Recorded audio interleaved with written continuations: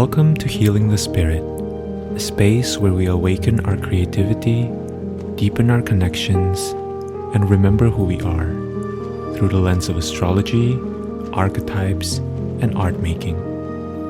I'm your host, Jonathan Coe.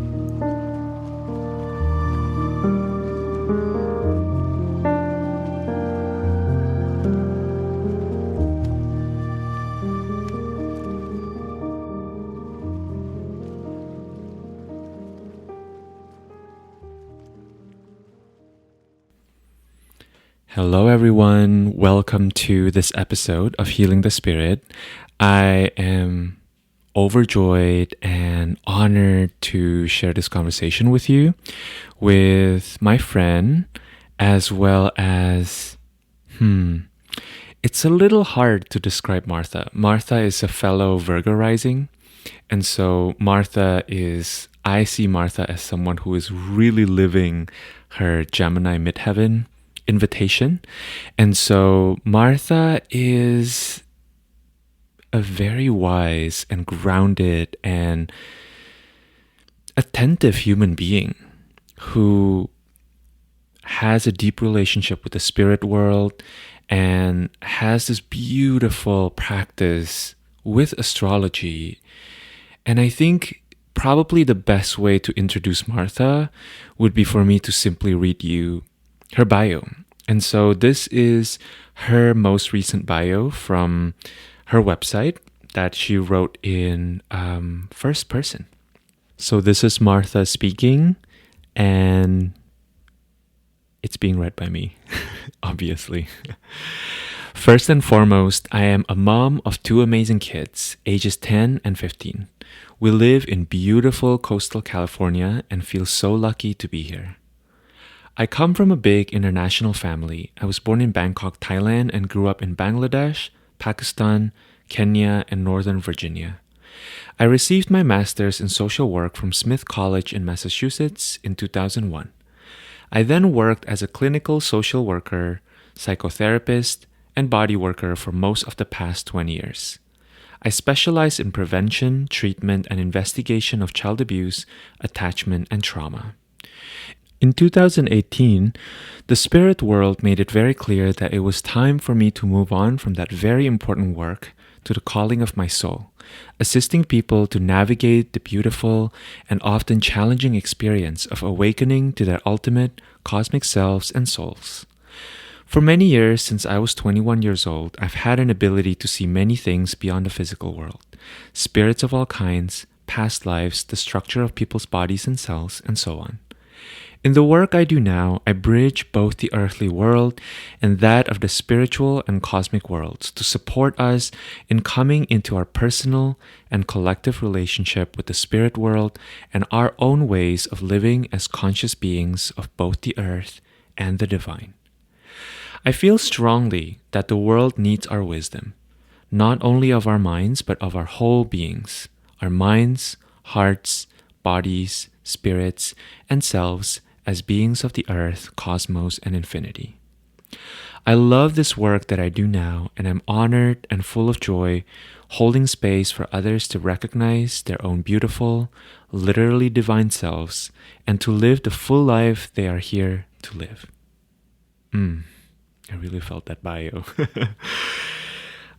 Yes. So this conversation is just so full of magnificent wisdom, and it felt beautiful and grounding. And Martha shared so openly about her own life story.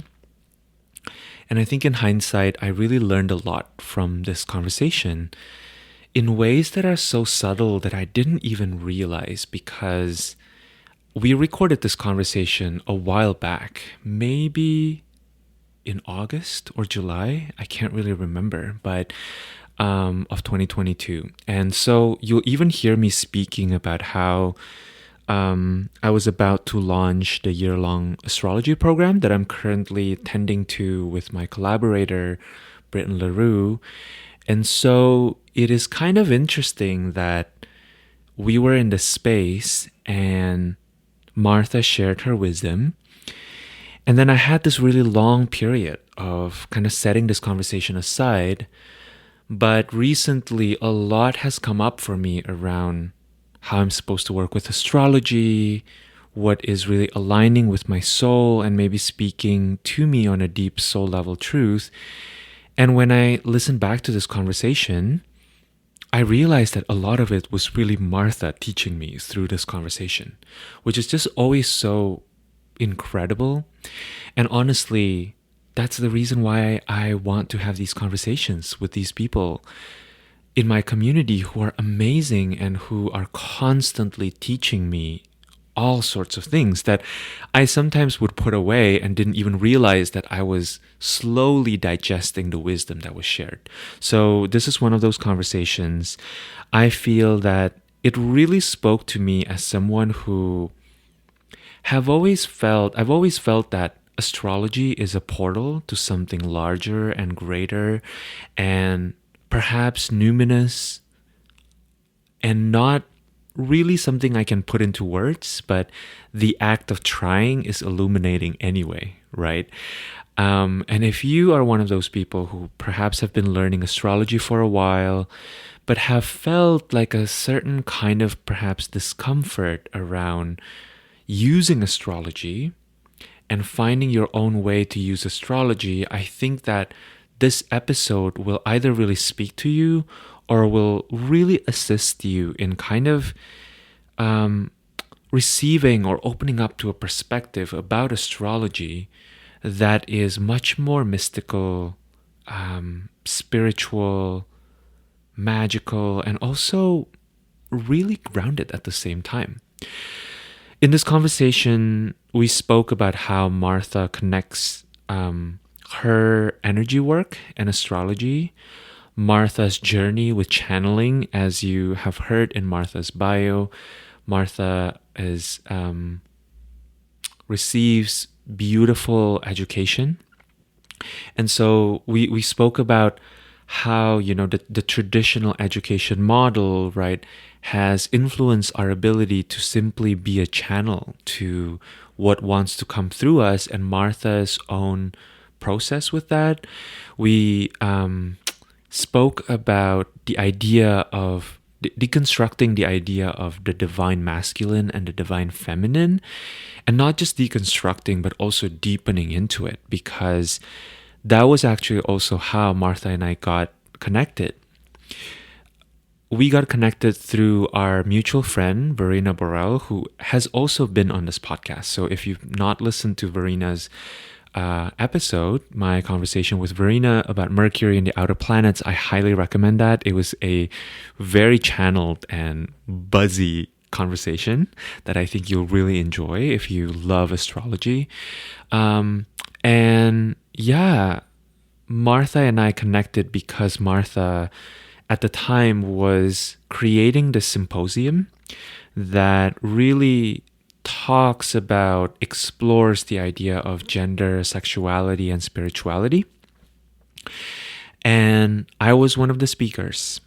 And I spoke about the non-binary experience as well as the archetype of Mercury as a planet, as a force. And that was a really incredible also presentation, if I do say so myself. And you can find it on YouTube. And you can, I believe, I will include all of the links below, but the whole symposium, I would recommend that you check that out, especially if you're currently being kind of invited into deeper exploration around these topics, because the way that Martha and all the speakers really talk about it in this symposium is so expansive and opening. And I would say really unlike anything I've really seen out there about this idea of masculine and feminine, which honestly is very polarizing, right? And can bring up a lot of shame and can bring up a lot of weird concepts, conditionings around all the ways that we've been taught about who we're supposed to be. We also spoke about the crone energy and the importance of cultivating crone energy within ourselves and also honoring it in the world. We spoke I think the part of the conversation that really stuck with me on such a deep level was how Martha shared about how she worked with transit, how she worked specifically with transit as an antidote to working with fear of the unknown. So there's such tremendous authenticity in this conversation that Martha exudes and embodies. And I am really excited for you to listen to it. So let's just get right to it. Here's my conversation with Martha Alter Hines.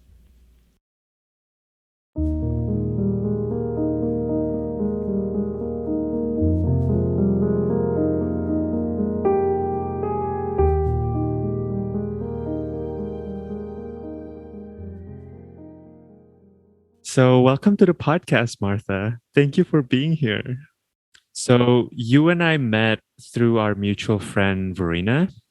And then I saw you pull off this really incredible um, feat, really. Like, my Virgo rising mind still can't comprehend it. It's just like, how did Martha do that? So, you you hosted a symposium called Rebecoming the One, which talks about sexuality, gender, um, and healing our relationship to those areas in our lives, and it was incredible, Martha. I mean, it became like a movement in a way. And so I'm really excited to talk to you. I've been reading your work, and yeah, I thought that maybe we can begin with a little bit of just situating ourselves in the present moment. I'm curious to hear if you want to introduce yourself. Who do you sense, know, or feel yourself to be in the present moment? On the most pure level, I guess I would say one answer is I experience myself to be what we all are, which is Mm, infinity. yeah. And um, I experience myself as one manifestation of infinity, which happens to have had what I experience myself as having had a infinite experiences as various forms of, especially the feminine, Mm, through all of existence. yeah. And I'm getting to know my masculine, and I'm getting to know all parts of existence through various aspects of who I am. Is that's a very, very not concrete answer. But that on the highest level, that's how I when I journey, like in my prayers Mm, every day, that's what I'm currently experiencing. yeah. Yeah. Mhm. Wow, that's profound. Can you tell us a little bit about what that journey looks like or how Yeah. it feels like to have lived these different lifetimes, maybe exploring various manifestations of the feminine and now maybe learning more of this masculine side of yours? Mhm. The really, like, just direct, honest answer is every day I do a certain version of praying, and I get taken up into the cosmos and into like a realm beyond space and time, into Mm, the void, what the spirit world calls the void. And in that place, I get shown a lot of things that either messages for me or things I'm supposed to share in the world. And so for me personally, but I think also related to the work I'm meant to be doing in the world, I get shown myself as like a being of infinity and a being of the stars, a being of the energetics of life. yeah. And then, I get shown that there's infinite ways that can manifest.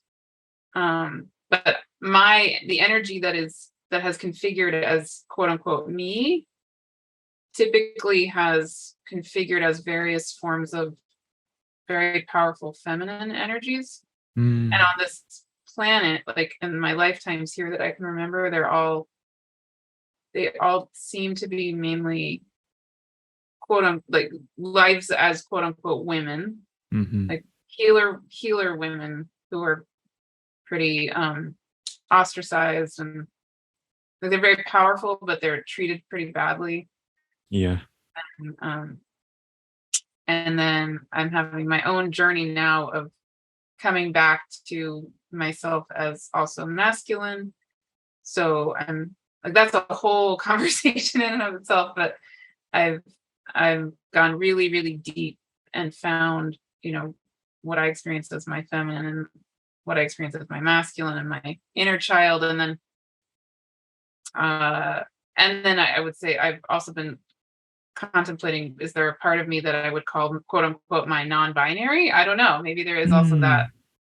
Mm. Um, but with my quote unquote masculine, it's like I'm suddenly discovering him, and now he's going out into the cosmos and into the world and re-becoming infinity and journeying through the stars. And then he comes back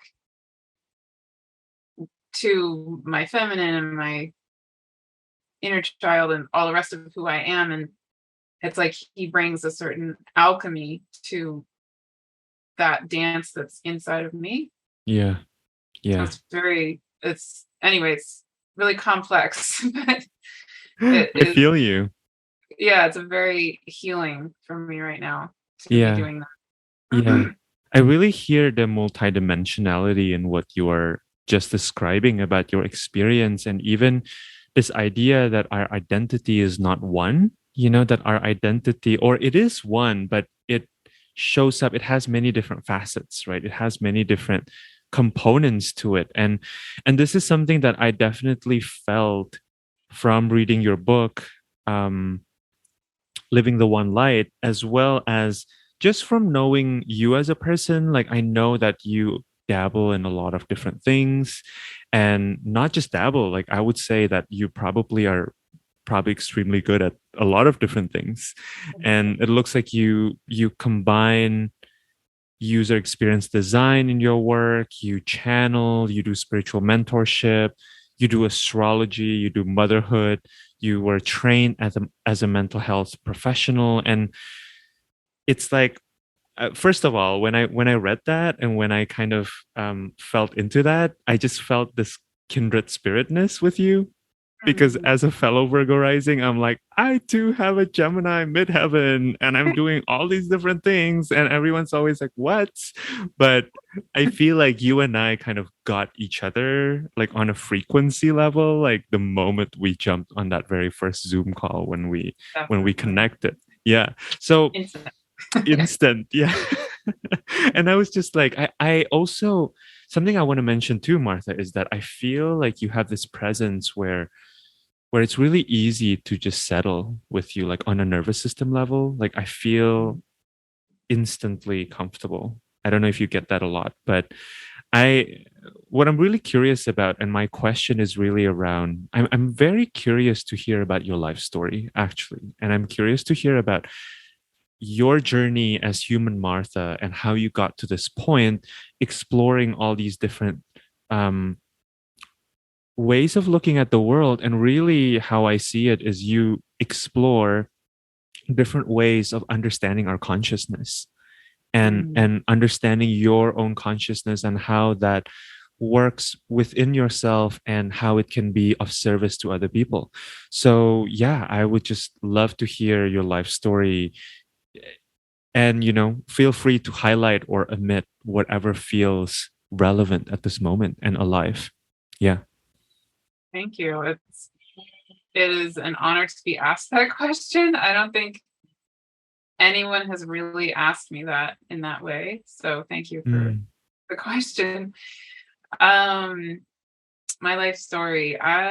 Let's see again, I could answer this many ways, but this way is, you and I have similarity with our life stories too, in Hmm. certain ways. So I was born in Bangkok, Thailand, and my family is very international. So my dad's parents were both born and raised in India, and but they're from the United States, and so my dad's family is, lives in all over the world still, especially in India. Also, I have family in Pakistan, Australia, Europe. I grew up in Bangladesh, Pakistan, Kenya, and the United States. Wow. Um, yeah. So my childhood was started, not in the United States. I live in California now, and I've been in California since 2003. So I've lived in California actually the longest I've lived anywhere in my whole life, but I didn't live in the United States for a big chunk of my childhood. Mm. And so I think that that's a huge part of who I am, is that I recognize very viscerally that the earth is our home, and no one country is the center of the universe, such as the United States. Yeah, And I feel like, a lot of people who grew up in the United States and live in the United States tend to experience this country as the center of the universe, which it isn't. And so absolutely. I know that on a very deep level that it's not. Um, and then also I would say really key to how I grew up is my my when I lived in Pakistan, I had a nanny who my dad ended up marrying later, which comes with all kinds of drama Mm. and scandal there. But she and I were extremely close, and so she was kind of a second mom to me starting when I was 7. And her life story is very profound and hit me, really shaped who I am also. And the gist of it is that she's from the low, very, very, very poor family in Pakistan, and her family was originally Hindu. Um, Before partition of India, India in 1947 got independence uh, from Britain, and then split into India and Pakistan, which later became India, Pakistan, and Bangladesh. So there Mm. was this humongous, horrific time called partition, where millions of people were slaughtered, and Pakistan wanted to be a country for people who are Muslim. So anyway, Hindus and the Muslims were killing each other and lots of other stuff. That's the simplified version. But bottom line, my stepmother's family was originally Hindu, but too poor to move to India. So they stayed in Pakistan, what was becoming Pakistan, um, and converted to Catholicism in order to essentially not be killed because they were Hindu. So um, so her growing up was extremely poor, extremely violent. She was married at age 11 in an arranged marriage to a 20-year-old, and she had 13 pregnancies, and 4 of her children survived past the age of 2. Um, so I grew up starting at age 7 hearing her stories of her Mm. life. Like, she would just tell them to me. Yeah. And um, yeah, so I have this very deep, intense grief, I would say, and passion around the needs of women, in particular around the world, and also of children. I mean, people of all genders, not just women. And but Pakistan, is a very particularly oppressive culture around gender, Mm. and it's extremely upsetting the way that women are treated there. And so that's another big imprint on who I am. And then fast forward a bunch, I later went to college and grad school and got a master's degree in social work, clinical social work, and I became a therapist. So for the bulk of my adulthood, starting when I was 22, I did social work. And in the middle of that, I also took 5 years off to go to massage school. So I was a massage therapist for 5 years, did Reiki and craniosacral therapy and other hands-on healing Mm. modalities. But then I went back to being a therapist and a clinical social worker, which is what I did up until 2019. And I left social work officially in 2019, and um, and that was precipitated starting in 2018 by an experience that I had of spirits, a circle of 8 spirits coming to me and asking me to start channeling a series of 8 books, which Living the One Light is the first of those 8. Um, and the series itself is called the Living the One Light series. So that launched me into what I'm doing now, which is it incorporates my life history and that whole life story, and my Mm. passion around social justice, my passion around the needs of people, humans, and trauma and attachment, and that's very connected to my clinical background and my background as a therapist. But now what I am doing is much more about incorporating all of who we are into healing on this Mhm. planet. So, traditional therapy tends to focus mainly on the cognitive behavioral needs and emotional, but using cognitive behavioral techniques or psychodynamic techniques or things that are pretty limited to the mind and maybe the heart and occasionally the body. I mean, there are more somatic treatments available, but True.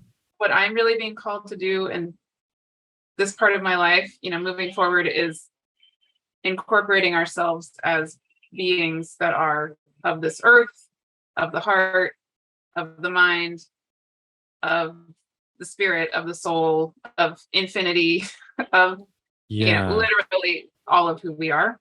Yeah.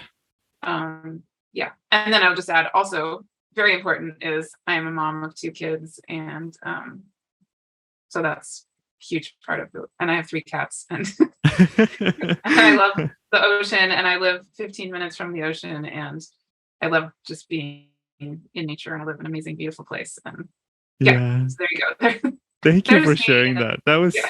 That was incredible, Martha. And a few things really stood out to me here around specifically, I'm really curious to hear what that moment was like for you when the circle of 8 spirits kind of came to you Mm, and were, very clear about wanting you to channel messages from them through you. mm, Because in my own journey, I almost had to start with astrology because there was a system to astrology and there was something that my mind could grasp. And the deeper I go into it, the more I become introduced to all these other modalities. And then eventually I can kind of allow myself to have this fullness of expression as someone who has relationship with the spirit realm, let's just say, mm. right? But it seems like for you, that piece about like channeling or having a relationship with that realm almost came first. Would you say that that's true? Definitely. Yeah. Hmm. I got introduced to astrology when I was in college. So I'm 45 now. So, that was 25 or 27 years ago or whatever. But I didn't, and I learned about it, but I pretty quickly got disillusioned, I guess, about it. And Mm.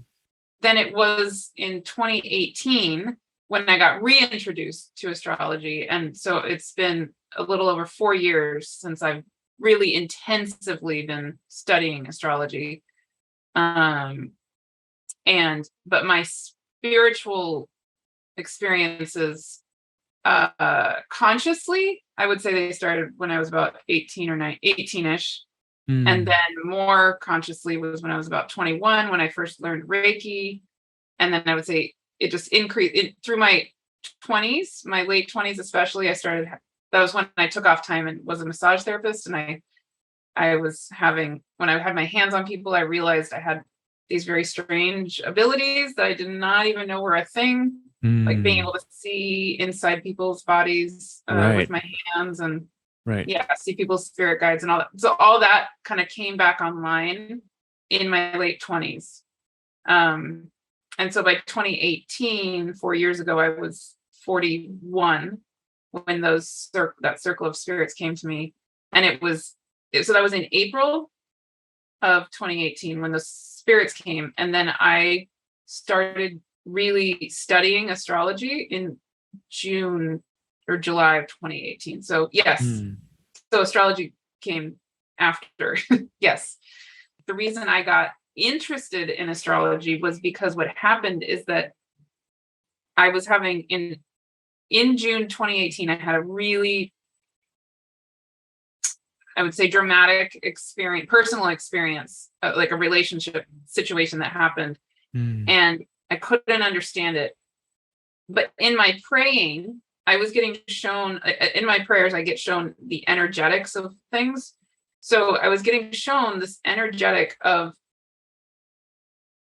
a light that was the representative of a feminine energy and the light of a masculine energy, and they were like they were opposite to each other. And I kept getting shown this image, and I didn't really understand what it was about. And then my cousin, a cousin of mine who I'm really close to, said, I was explaining this personal situation that was happening, and I didn't talk to her about my prayers, but she said, what's going on astrologically right now, Martha? There's an eclipse with Venus and Mars opposing each other. And Venus Mm. often is thought of as quote unquote the feminine, and Mars often quote unquote the masculine. And I said, that is exactly what I keep getting shown in my praying. Like a light that's the feminine, opposite the light that's the masculine.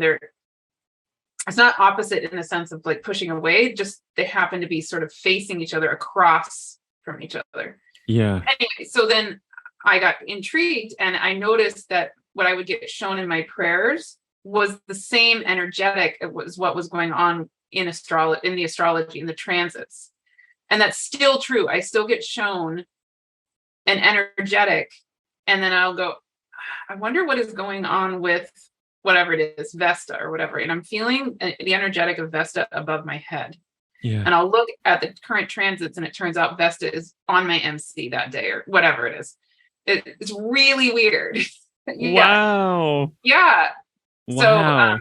that's part of what hooked me into astrology, was because I realized that the energetics are a real thing, because I know Mm-hmm. now enough about my own experience with those visions that they're real, or at least, real enough. And anyway, so then I suddenly went, I think I need to understand this astrology thing. Right. Yeah. Right. Yeah. Wow, that's incredible. I love that because I think for me, my my journey with astrology, it's taken me a while until I can trust my intuition enough to apply it Mhm. within astrology. It was like at first, it was more an intellectual thing. Like I just became so it was almost like astrology was consuming me, not me consume, but the way it looks like in the human world is I was constantly consuming astrological content. Like I couldn't Mhm. stop learning or reading books or like Yeah. finding new teachers, listening to podcasts. And to me, the confidence in really giving readings or holding space for people really came through once I started listening to what wanted to come through, even Mhm. without finding the astrological evidence first. So I do get this feeling sometimes, or just kind of a knowing before readings, um, which planet wants to talk to this person. And it's Yes, I almost, love I've that. had experiences of like pushing that away. Especially I've noticed that when the one I push away is Venus, she always finds a way to come back into the reading in a very assertive way. Really? Yes, like she always, it's almost like coming from the mouth of the person telling me their Venus story. And I'm like, well, now I can't not talk about you. I But I, love that. yeah, but I had this idea when I was starting out that it had to, maybe Venus had to have a really important square to another place, or like some sort of important aspect or play an important role. But it was more as I begin to trust, just this knowing sense of which planetary archetype wants to talk to the person, that astrology started to feel like my own language. Hmm. Yes. One of the things I love so much in general in life and also in my work is recognizing that each of us has such a unique way of life moving as us, like Yes. that what you're describing is particular to you, and some people might have a similar experience, but each of our intuition works differently, and I find like each person is like a gem, like a jewel, and Mm, I love trying to understand and drop into what is that particular magic that goes on for you, or yeah. another person. And people often will say, well, how do you do that? How do you find your answers or whatever? Uh and I I can't I can't like be a cookie cutter that people are supposed to copy or something, and you can't either, right? Yeah. I love just like holding space for each person to figure out their own magic, like they're like that what you're describing. Absolutely. Yeah. Absolutely. And it's also a co-creative process, right? As the person Mhm. begins to see their magic, the Mhm. more you can also help them in figuring out maybe different ways that they can not hide that magic or Yeah. not obstruct that magic. Mm. Yeah. Hmm. Hmm. I'm really curious to hear about more about your practice around transits, around especially knowing that you have written a planner, Sacred Cosmic Rhythms, right? Would you characterize them as a planner, Journal. a Yeah. journal? Yeah, Yeah. and because personally for me, it's been interesting. I have a really fraught relationship with transits in general because I love really digging deep into astrology and the different archetypes in astrology. And I love holding space for people when they're going through stuff and looking at their transit. But personally, for myself, to be completely honest, like I don't like looking at transits. Mhm. I almost want to have the experience I want to have. And at the Mhm. same time, as I'm saying that, I feel that in the past year or so, there has been a bit of a softening around feeling into where am I getting stuck with doing transit work that maybe I can begin relaxing. Mhm. Because I almost feel my sense of it is that a lot of transit work has to do with patience and really accessing this level of grace in interpreting difficult transits. We're Mhm. speaking now close to Uranus and Mars being having a conjunction with the North Node, right? And Mhm. so nobody's pretending that this time is going to be easy. but but I'm curious to hear about your relationship with transit and how or maybe your relationship with astrology in general. Anything that you feel like sharing around that. Yeah. Um, yes, that's something I've been thinking about a lot because uh, the spirit world is actually very clear with me that I am I am an astrologer, and I am definitely here to be partly doing astrology, but the way that I'm meant to be doing it is maybe related to what you're saying you feel comfortable or uncomfortable with. So for me, the experience needs to come first. The astrology comes second.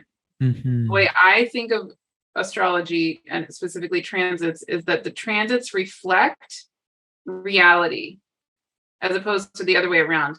Like, so Yes. I don't feel like the transits are doing something to us. It's a reflection of the reality that's already inherently there.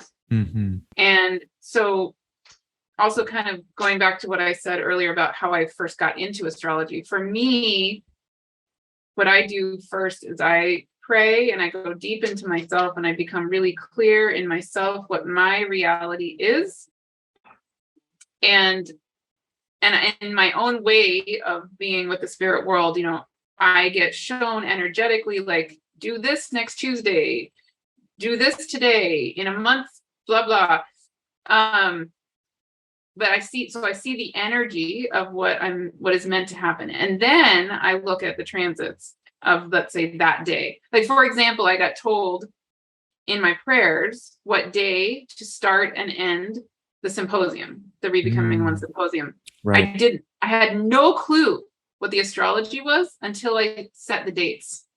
And then I looked at the astrology and I went, holy crap, are you kidding me? So the day that officially the symposium started was June 14th, 2022, which happened to be a full moon in Sagittarius, which happened to be on my natal Eros and conjunct the galactic center. So it was like this really powerful full moon happened, anyway, the astrology was unbelievably perfect for, and then Mars was conjunct Chiron, Venus was in Taurus conjunct the North Node. It was like, the quote unquote masculine and feminine were in their own home signs. It was just, the astrology fit the energy of starting that kind of a symposium so perfectly. But I don't look at the transits to plan things. I get told in my prayers, what to do, or I get real with my own truth at whatever that happens to be, either planning things or just feeling my own honest truth. And then I look at transits. But the other component that's been coming through very strongly, and it's related to what I'm doing in the world right now, is I also, for me, I'm not meant to be the kind of astrologer that goes out and makes videos on, the daily transits or things like that. A lot of astrologers are called to do that, and that's wonderful. That's not me. So what I'm called to do is really, it's related to the astrology. And I do make videos, on my YouTube channel about astrological transits and all that kind of thing. But what the spirit world is really wanting to convey through me is very grounded, practical spiritual tools for navigating the particular moment we happen to be in on this planet, which happens to include certain astrological transits, right? So for example, the spirit world is having me now hold monthly, at least one per month, what they're calling soul wisdom gatherings. And actually I'm holding one next Monday, but typically they're going to be there every Saturday, one Saturday a month. And what they are is the spirit world channeling a message and a guided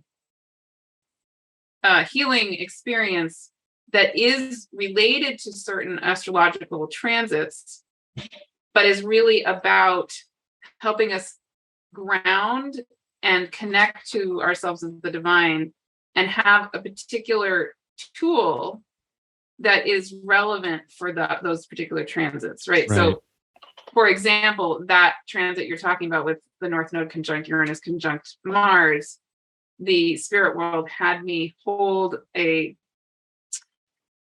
soul wisdom gathering on July 16th, a couple weeks ago. And it was specific to give a practical spiritual tool for navigating that set of energies, which can be, like you said, like very volatile or unpredictable and all that. But they're very adamant with me that yes, that's a possibility, but the real truth of that transit is really about helping us come back into alignment with ourselves as the intelligence of the divine and of the earth, right? Hmm. So it's like my approach to transits in general is definitely finding the gift in it, finding the wisdom in it, and then giving very grounded, practical tool from the spirit world that helps us navigate it. So instead of freaking out, it's like, okay, yes, and here's another perspective, and here's what we can do. Yeah. Yeah. That makes sense. I love that, Martha. That is literally music to my ears. Okay. So thank you for doing the work you're doing. It's funny because you wouldn't know this, but me and my collaborator, Britton, we are starting a 1 year long astrology learning container. And Ooh. that was a big part of it. So maybe I'll cut this part out. But something I wanted to share with you is that, I feel like I spend a lot of time trying to fit into different astrological ways of looking at things or being a certain kind of astrologer. And this is something that Britton and I share as people with a lot of Capricorn placements. Like really Mhm. wanting to like do it right. And so we're creating this container where we're consciously opening up to different ways of being astrologers and Mhm. astrology as a portal to different ways of practicing and tending to what it means to be human and to be human that has a relationship with the cosmos. I So, love what you're that. speaking is like, I really love what you're sharing because it feels to me like you are finding your own way that Mhm. makes sense to you and makes sense to how spirit wants to speak through you and who you are as a human Mhm. in this world and your work, the work that's cut out for you. Yeah. Yeah. I don't feel like I'm meant to be an astrologer, like put that on a plaque and say, I'm Martha Hines, astrologer. I mean, Mhm. yes, I am Martha Alter Hines, and I happen to be an astrologer in addition to these things, and I incorporate astrology for sure, big time into what I do. It's a big Yeah. component of it. Yeah. But it's like it's one language, it's one lens, it's one medicine, it's one tool of big, much bigger. I guess that Gemini midheaven. It's like- Yeah. yeah, And Pisces sun in the seventh house too. that too, that Very too. much That so. yeah, yeah. Yes, yes. I love this so much. So, something I wanted to ask you about, Martha, is about this experience of channeling these books. So far, you've written three out of eight that is wanting to come through you. I'm curious how that experience has been. I wonder if there has been resistance. Um, and I wonder how they've changed your life. Because in reading them, um, there was a sense of flow and also this sense of like childlike wonder that Mhm. almost seems to me as I'm reading them. It's interesting because you mentioned, I think it was in your preface, that just maybe by touching the book, like without having read a word, that those who are drawn to that work will feel the resonance.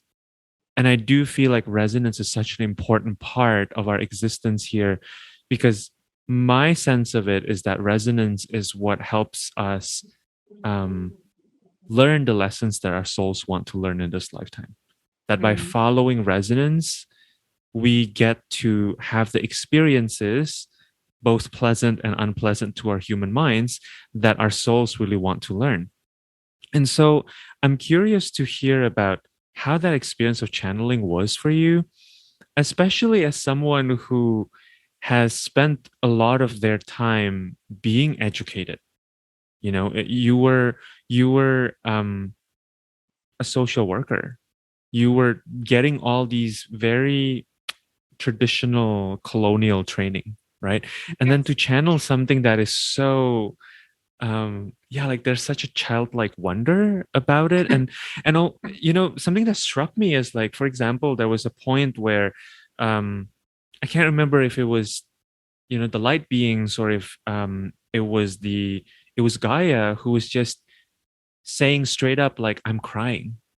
That is something that happens a lot. Like, there seems to be this way that these beings that want to speak through you express themselves in a very unobstructed way, like, and very Mm, expressive way. And I'm curious what that experience was like for you. mm, yeah. Um, and yes, I mean, my education is very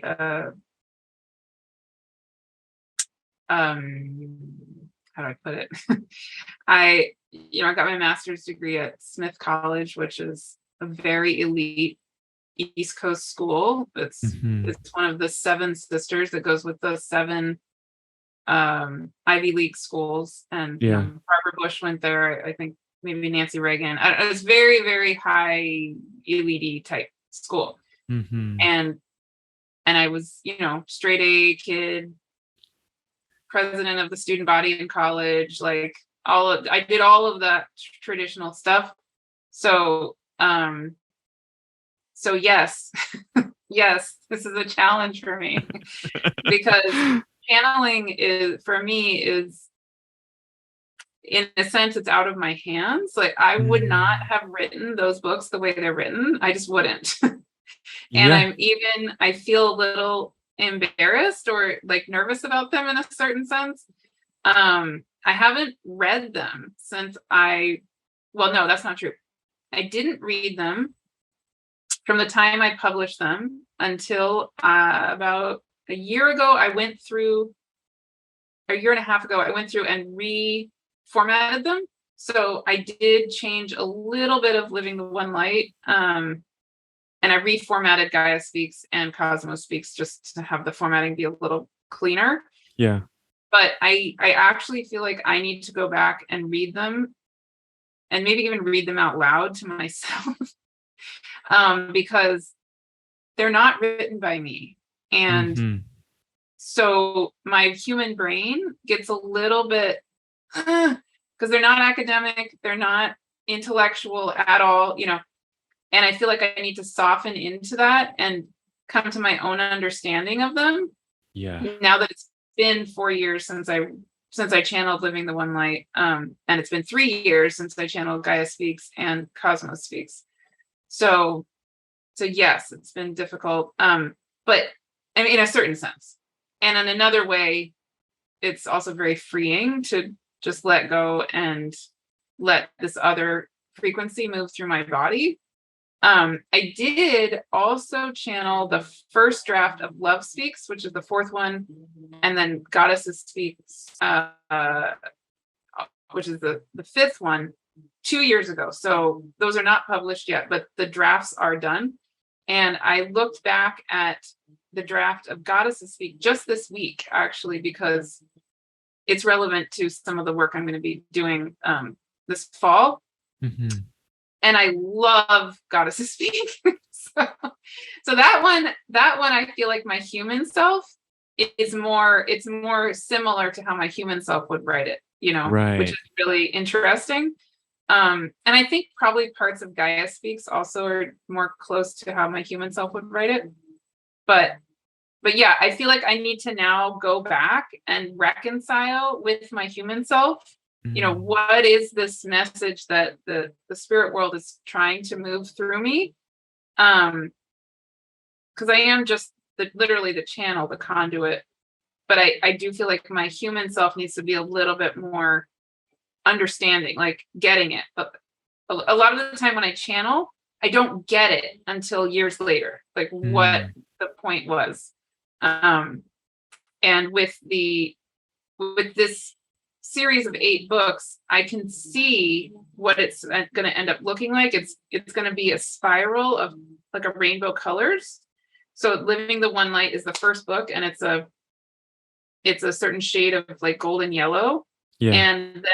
And then the spiral of the 8 books spirals up until the last book, which the 8th book is going to be called The Light Speaks. So the 8 books are Living the One Light, Gaia Speaks, the Cosmos Speaks, Love Speaks, Goddesses Speak, the Gods Speak, the Crystals Speak, and then the Light Speaks.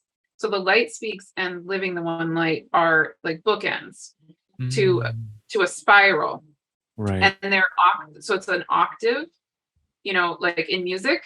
Yeah, Yeah. right. You're a musician, yeah. Yeah. So it's I like love living that. the one light is like Uh-huh.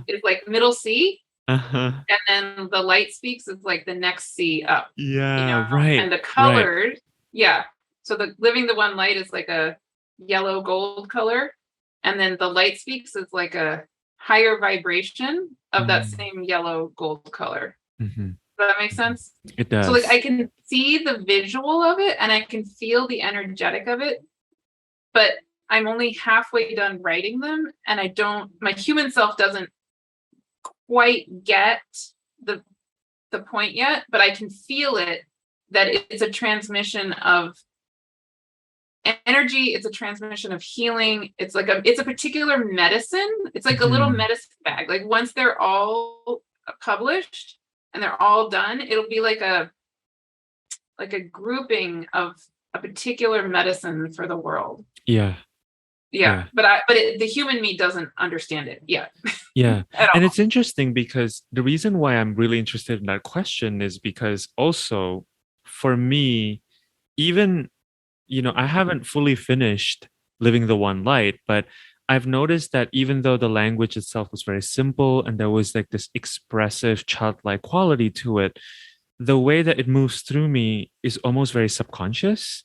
And it's Mm, almost like as I would read them and I'm like, okay, okay, I got it. My intellect got it really, really quickly because everything's yeah, very simple, right? It's yeah. like, okay, yeah, got it, thanks. And then you start to feel things moving through you in kind of I don't know, like a way that is beyond what the human brain can comprehend. Mm. Whoa. Yeah. Yeah. Yeah, I can understand that. I mean, again, I actually, one thing I hope to do in the next like month or two or something, I really want to sit down starting with Living the One Light. And I'm not joking. I think I'm going to record myself reading it out loud, honestly, for me, Yeah. because I think there is something that needs to drop deeper into even my understanding of the energy that's coming through that book, and through each of them. Yeah. But yeah, and I've had people, when I first published it, I had people, I'm not kidding, writing me from India, from England, from on airplanes. Like this one woman wrote me from an airplane, and she said, I was about to board this plane and I went on the internet and I saw this book on like Kindle, on Amazon, and I knew I had to read it. And I have been reading it since I've gotten on the airplane, and I've been sobbing the whole time. And I'm Wow. like, whoa, okay. Um, that wasn't me. Like that I didn't plan Mhm. that. I have no idea what that was for her. And another woman wrote me from India saying that her husband had just died. She was all alone. She had nobody. And she felt like that book, Living the One Light, was her only friend, basically, in the Mm. world. And somehow, I don't even know how she found my book, but Yeah. she found the Kindle version of it, and Yeah. I don't know, it has its own life. And you know how so many of these things are like that, right? So Mhm. so I Mhm. know, that it's a medicine for certain people. And yes. Yeah. Yeah. Yeah. That's Yeah. incredible. And I feel like I really see a connection between that and your work with Rebecoming the One symposium, because it also, I mean, when you first came up to me and you told me about this symposium you're doing, I was getting a sense of like, oh yeah, Martha's just doing, it's just a bunch of friends, right? Like we're all just gonna like hang out and we're gonna talk about this thing. It's like, okay, cool. And you were like, oh, would you be open to sharing this invitation with other people that you feel may align? And then before I knew it, by the time we recorded our talk, you had like a massive list of people doing the Yeah. talk, and it became this really robust body of work. So to me this is really interesting because part of my work, I feel, as a Virgo rising so far in my life has been about allowing myself to have a relationship with my ego, but also be like, okay, you can sit on the side, Mhm. and then let's just see what wants to move through us here. Mm. Do you feel like that was your experience too? Oh, that's my entire life now. From 28, starting in 2018, when that circle of spirits came to me, that's literally my whole life. That is all my life is all day long. If my ego tries to get involved, it quickly realizes, that's not going to work. Nope. Start over. Try again. Oh yeah. It's all surrender. The Rebecoming the One symposium was also essentially a channeled vision. I mean, it just happened. It just came to me one day when I still have some massage clients. And so on my birthday on March 5th, I was working on this, my long time massage client. I've been working with her for 19 years now or something. And they live on a cliff overlooking the Pacific Ocean, really beautiful spot here in Santa Barbara. And anyway, I had my hands on her and I felt this bolt of lightning go through my body. I had my third pass of my Uranus opposition 2 days before my birthday. The astrology of that day was off the chart for me. Like Jupiter was conjunct my sun Jupiter was conjunct the sun on my sun because it was my birthday. And the north node of the moon was conjunct my natal Jupiter to the minute on my birthday. Wow. And the new moon had happened on March 3rd, so 2 days before my birthday, March 2nd. And also right at the time of the new moon was my third and final pass of my Uranus opposition. So anyway, so people who know astrology, Uranus often is associated with lightning or I had this feeling of this lightning bolt just go straight through my body. And I got this vision of the Rebecoming the One symposium. The whole outline was just right in front of my face, and I got told, do it. So it was similar. It was kind of a similar level of, having the 8 spirits come to me. It was very profound and very direct. And it was like out of my hands. I knew I had to initiate it, but then it would do whatever it was meant to do. Right. Which is definitely what happened. Yeah. Yeah, that's amazing. How do you feel now on the other side of it? Actually, maybe before I even ask that question, I'm curious if you can talk about it a little bit, actually, about the Rebecoming the One symposium.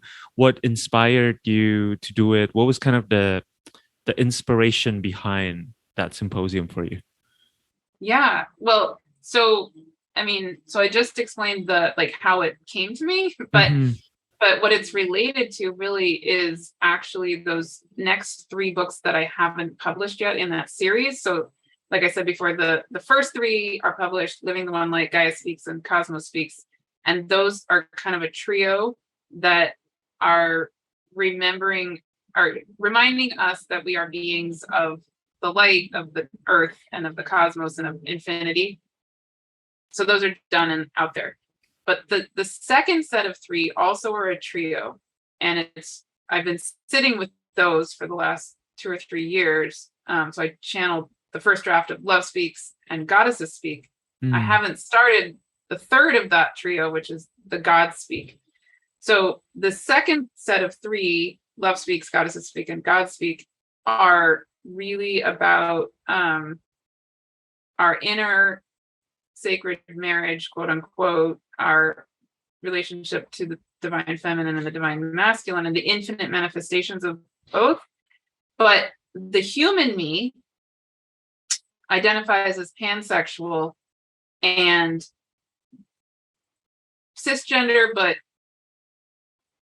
somewhat with a question mark, like she, they, So my gender identity, is pretty much cisgender, but with some gray area. And then my sexual orientation is definitely not straight. So I sit there with this directive from the spirit world of, here, channel about, quote unquote, the divine feminine and divine masculine. But my human me goes, sure, but this is so polarized, and I don't know that I really agree with this, right? Rebecoming the One I think for me personally was an exploration of all of that. Like I'm sitting here supposed to be channeling these 3 books, but it makes me question all kinds of things about the way that we approach, quote unquote, the divine feminine, divine masculine, and quote unquote the inner marriage, the inner sacred union. Yes. So I, on a personal level, I really wanted to explore that from a huge variety of perspectives and get lots and lots of input from people who do identify in a wide variety of ways around sexual orientation and gender identity. And the social work part of me, the social justice part of me, also really feels extremely passionately about Mm. supporting, especially queer youth, but people on the planet who identify in some way other than cisgender heterosexual. And, Yes. and then also my 15-year-old identifies as pansexual and gender fluid. So that just like ups the ante for me around my Mm. passion Mm-hmm. for the social justice part of it. Mm-hmm. Yeah. Yeah.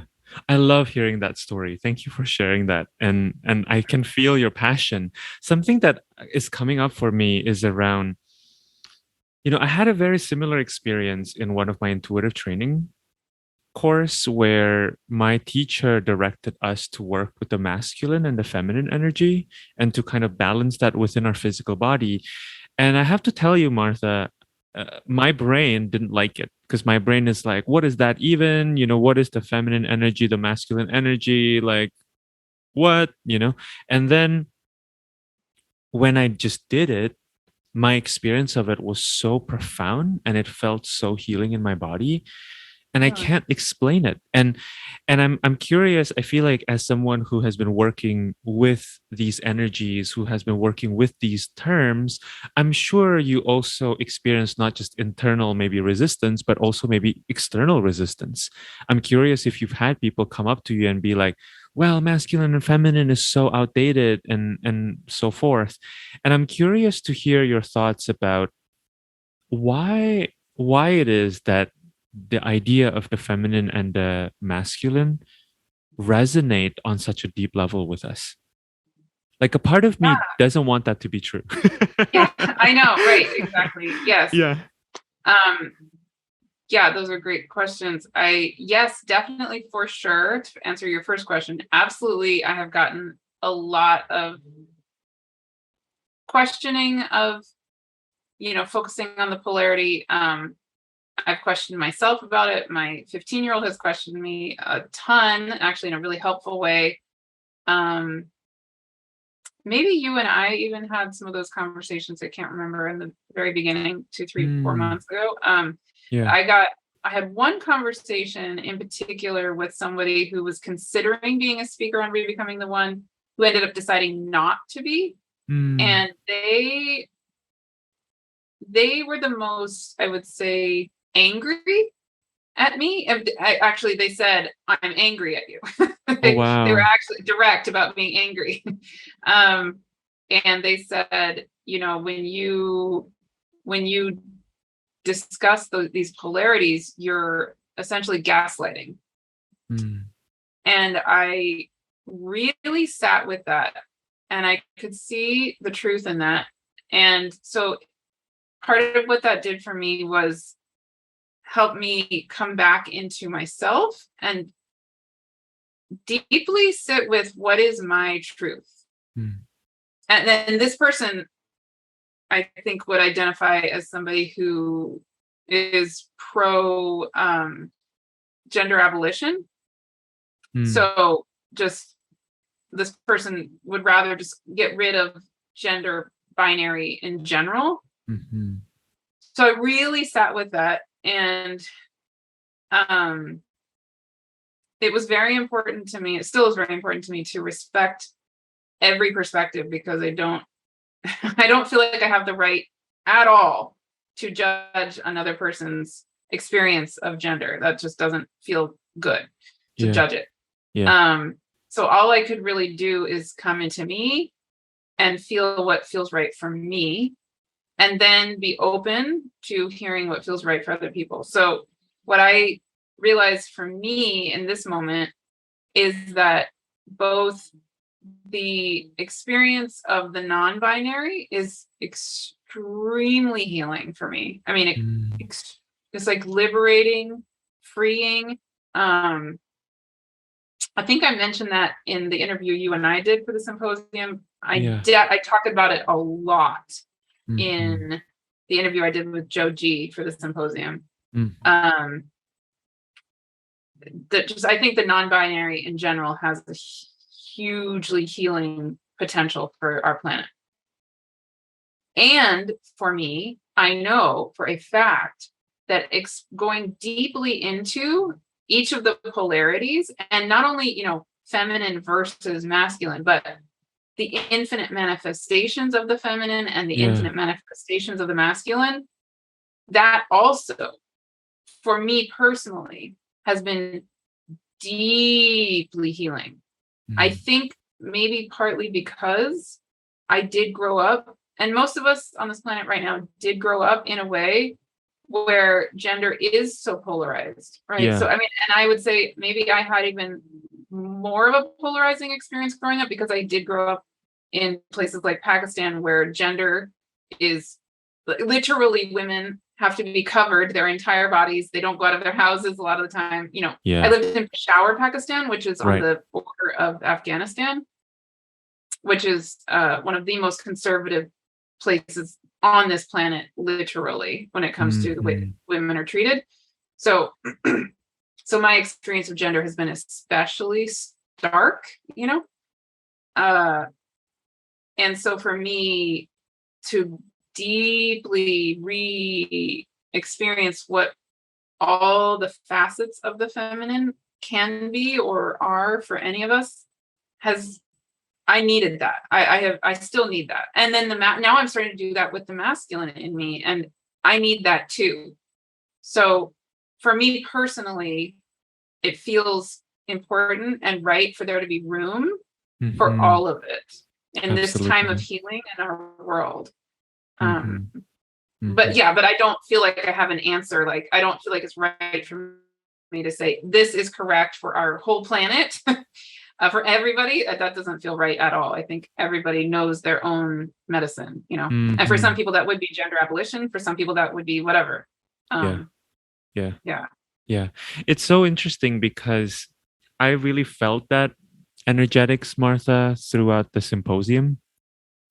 I wasn't super active. Like I didn't go to any of the speaker series and things like that, or the meetings, but I really felt your openness throughout with regards to representing and showcasing the different perspectives here, which is why it felt really aligned for me to be in your symposium because and I told you about this. I had so much resistance coming up with our talk, with our discussion. There was Mm. so much that I personally had to go through, that I had to trudge as a queer person, as a person who does identify as non-binary. It was a lot, like to bring that, to excavate that out of me. And I still, up until today, I'm so proud of our recording, and I still feel very sheepish about talking about it. You know, so there's, I think it's so interesting to notice how there's so much, as you so rightfully pointed out in the beginning, there's just so much healing to be done around this topic. And that I think part of the healing is maybe even allowing some of that anger to surface, right? Mhm. Because I think sometimes healing looks like that. Sometimes healing looks like inflammation, to let Yes. it out. Yeah. Yeah. Yeah. But I really appreciate your wise grandmother energy that you bring into this space. I really feel it, and I feel so held. And I think probably everybody else, I'm sure other people felt the same way too. Mm. Yeah.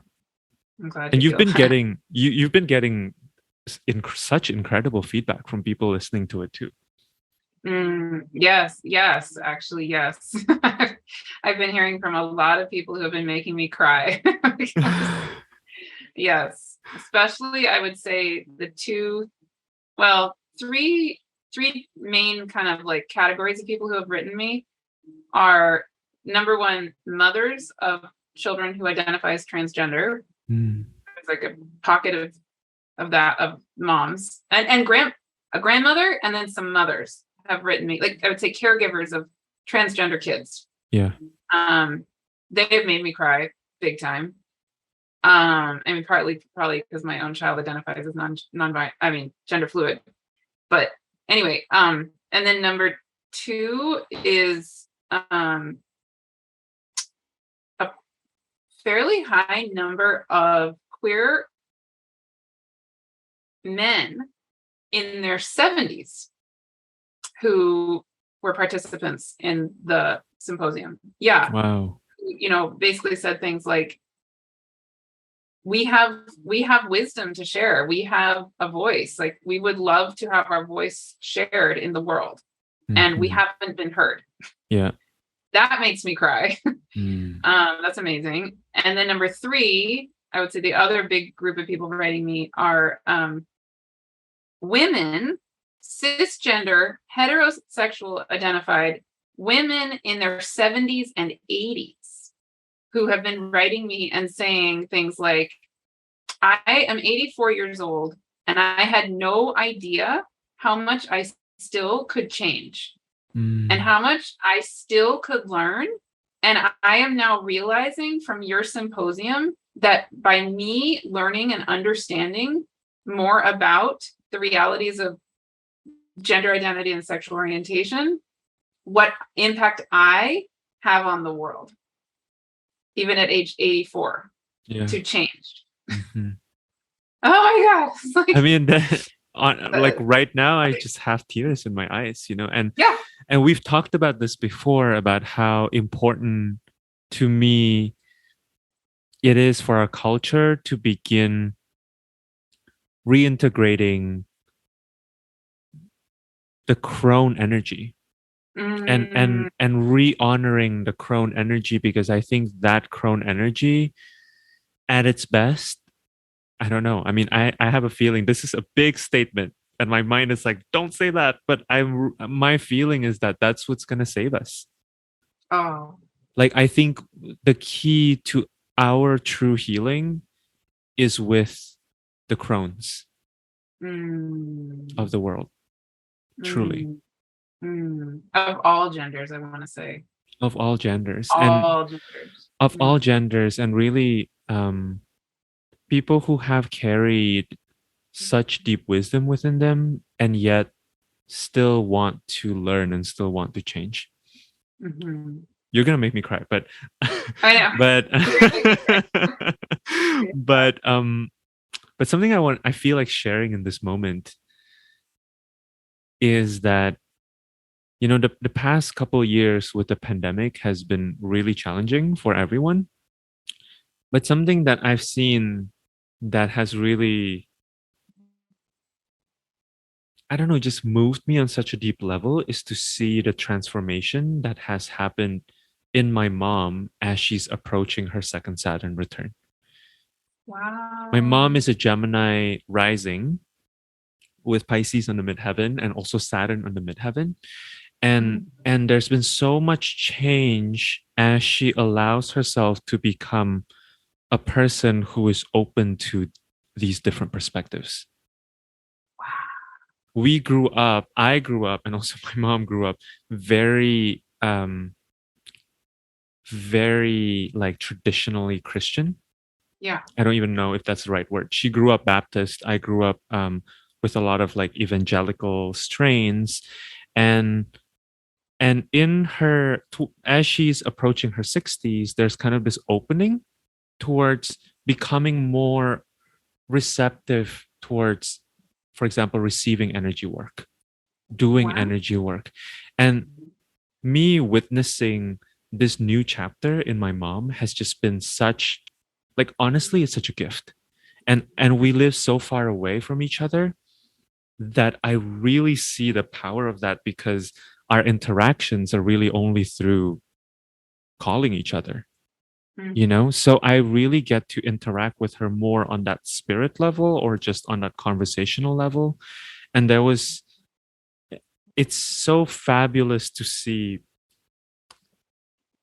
folks in the later parts of their lives opening up to new ways of being, and what freedom that brought, and I don't know, I'm not really sure where I'm going with that, but I guess I just really want to say hell yes to what you were saying earlier about like really reaching people, yeah, in their later part of life. Hmm. Yeah, it's so powerful and so moving. Yeah. Yeah, I feel like I've just been so blessed by this conversation. I want to respect your time, so I want to wind us to a close, gently here. I have a couple other questions for you. The first one is, I would love for you to share with people how they can find you and how they can work with you. Like, what are the different ways? I know you're always doing a lot of different things. So I think, folks who feel resonant, and are really curious about your work, I think have a lot of different opportunities to work with you. So I would love to hear, how folks can find you. Yeah. The best way is definitely through my website, which is livingtheonelight.com. And you can also email me at livingtheonelight@gmail.com. YouTube channel is Living the One Light. So that's the theme, Living the One Light, everything. Yes. Yes. I love that. Yeah. So yeah, what I'm offering at this moment, but it's evolving, Uh-huh. is first of all, the Rebecoming the One symposium is still available for free. It's available indefinitely. People can find that on my website, livingtheonelight.com. It's on my homepage. There's a link and you can access all 42 talks, et cetera, et cetera, et cetera. Yeah. So that's there permanently. But in terms of working with me directly, I am holding these monthly gatherings, called these soul wisdom gatherings. I'm having a special one actually on August 1st. This podcast probably won't come out before that, but they're also available to purchase on my website after the fact. So that one's Cool. specific about that same conjunction we were just talking about. And then Mhm. I'll be having one on Saturday, August 13th, and another one on Saturday, September 17th. So, once a month like that. So that's me holding space in a group, channeling this message, and you can be there live or get the recording. And then I'm holding at least one guest workshop every month on various topics. So in the month of August, I'm going to be doing one with an astrologer, Eric Roth, he wrote a book on Vesta. Mhm. Then in September, you maybe already know about this one, I don't know. Verena Burrell and I are going to be doing one about Diana, the goddess asteroid, which is so beautiful. And so, she's amazing, right? She's amazing. Yeah. So I'm just getting that one up on Eventbrite right now. And yeah. So anyways, so I have various workshops like that coming up. And then I do one-on-one sessions, astrology sessions, and healing sessions. And I also, one thing I love doing with people is more of an ongoing, like 3 to 6 month relationship where it's really appropriate for people who are at a point in their life where they're at a turning point and they feel ready to really like transform certain karmic patterns in their life. Mm. Mm. They're really ready to, I don't know if you've had this experience yet in your life. I've had this experience in my own life probably at least 2 or 3 times where like I come to a moment and I go, okay, I am at this point where from this moment on, it's going to be, that was one part of my life. And here is now the next part of my life, right? Yeah.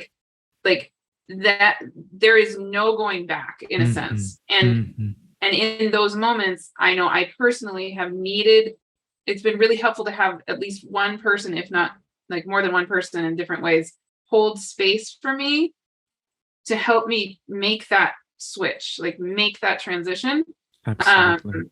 and so I would say that's one of my biggest passions right now is holding space for people who are really ready for deep, transformative, like moving like moving on from the karma of their past, either in past Mm-hmm. lives or in this life or whatever it is, moving on from their trauma, Yeah. moving on from I used to be, I have been like this, and now I'm ready to whatever it is, XYZ. That's huge. And what I also love about doing that with people is that I do have this experience in my past of being a therapist, of Mm. doing a lot of trauma work. And that was Yeah. my big specialty, was the trauma work. So I'm not operating as a therapist in this work, but I bring the ability to be operating in a trauma informed way, Mm-hmm. so that we can really move beyond lots of the trauma in a way that won't re-traumatize people.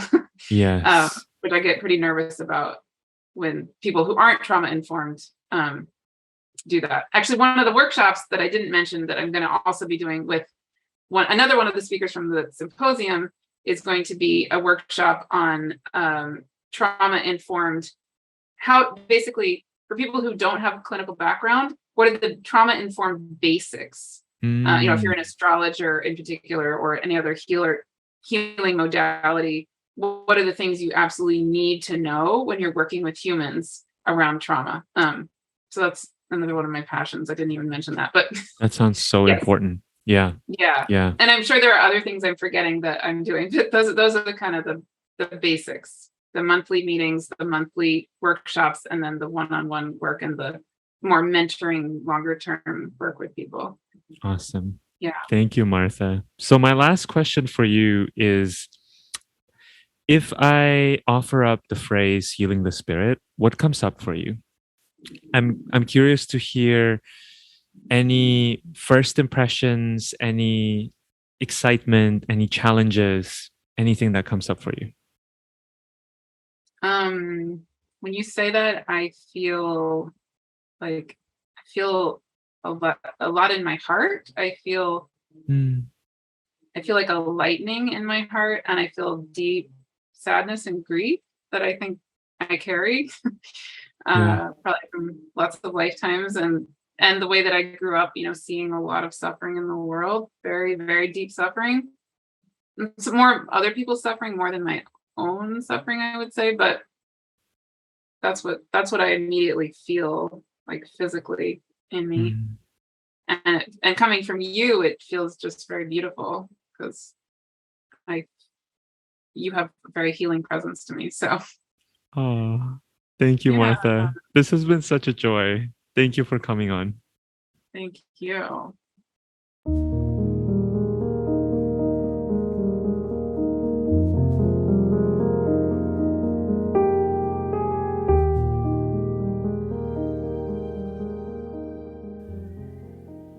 All right, that's it for my conversation with Martha.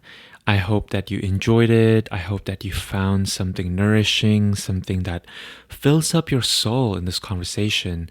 And as always, I would highly recommend, if you resonate with Martha's work, to check out her newsletter, her offerings. All of the links are below. And yeah, definitely connect with Martha. If you have been enjoying this episode, if you've been enjoying this podcast, I have a request for you, an ask. I would love it if you could leave me a rating on Apple Podcasts. A review would be highly, highly appreciated. And I believe on Spotify you can only leave stars nowadays. But yeah, if you have an iPhone, head on over to Apple Podcasts, find my podcast, and leave me a beautiful 5-star review. It honestly doesn't even have to be long. It can literally be 2 sentences, and all that matters is that your review will really help others find conversations like this and to amplify the impact of the conversations and the energy that me and my guests are cultivating in these conversations. All right, I look forward to the next time that you tune in to Healing the Spirit. And until then, I am sending you so much love, and I hope that you take good care of yourself.